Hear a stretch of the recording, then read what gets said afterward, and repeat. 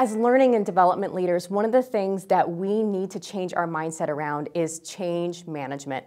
Now, this is something I'm very guilty of because after almost a decade in the training profession, I've been to a lot of change management training. And I started to believe certain myths that we now know to be true about change. Certain things like change is hard. We need time to grieve the change. There's too much change going on all at once. In fact, there's been so much research on change management. We've been trying to get good at change for over 30 years. We started teaching keyboarding 30 years ago, and we don't let folks wait to catch up on their keyboarding skills, but yet we're still letting folks have the excuse at work that I'm just not good at change. So I think that there is something that you all can do to improve your value as learning and development leaders, and that is a whole new mindset when it comes to change management. Change management typically believes that we need to protect people from the impacts of change. It places the burden of implementing change management programs on the leadership team by creating perfect circumstances, perfect awareness plans. Instead, we need to change our mindsets to make change least disruptive to the business. And that's what we call business readiness. It places the burden and the ownership of being good at change on the employee, and then protects the business and keeps the business ready for what's next. This is a mindset shift, and you can get there by stop believing certain myths that we believe about change management. And the first myth is that change is hard. The fact is that we know that change is only hard for the unready. I think you guys all know this as learning and development leaders because you do a great job of rolling out your learning and development initiatives. Or when you do have an organizational change, you prepare an amazing awareness plan with all of your great emails and bathroom posters and organizational announcements from leadership.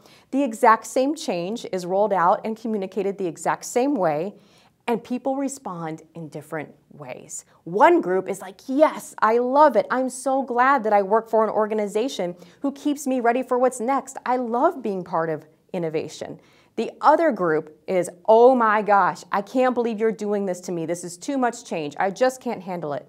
The exact same change, rolled out the exact same way. Two groups receive that change and respond totally different. The only variable between those two groups is how ready those employees were in their skills and abilities for what's next. Because we know that change is not hard. Change is only hard for the unready.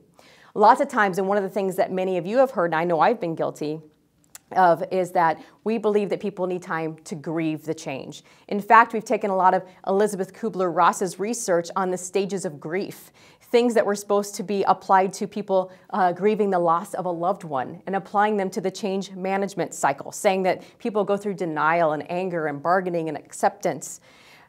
Those were for major life changes, death in a family, major job losses or layoffs after 30 years, and we apply them to everyday change and management initiatives, things like moving your cube or getting a new software system, okay? We don't grieve the loss of our software system.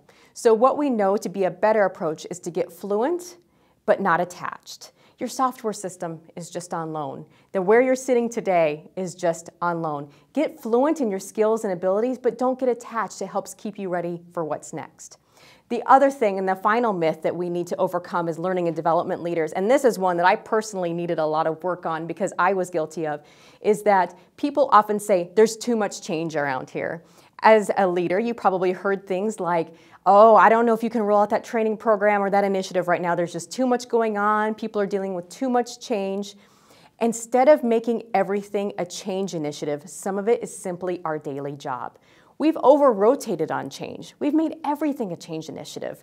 We call, moving a cup of pens a change initiative, moving our cubes a change initiative, getting an upgrade to software change initiative, when simply we know we don't need to make everything a change initiative because it might be perceived as too much change. Sometimes these things are simply our daily job. And by keeping our skills ready for what's next, keeping us fluent but not attached, and stopping believing the myth that change is hard, we can keep our teams ready for what's next, and you as learning leaders can add amazing value to your business by keeping your business ready for what's next by delivering up ready, willing, and able employees who say yes to the challenges and opportunities that come their way.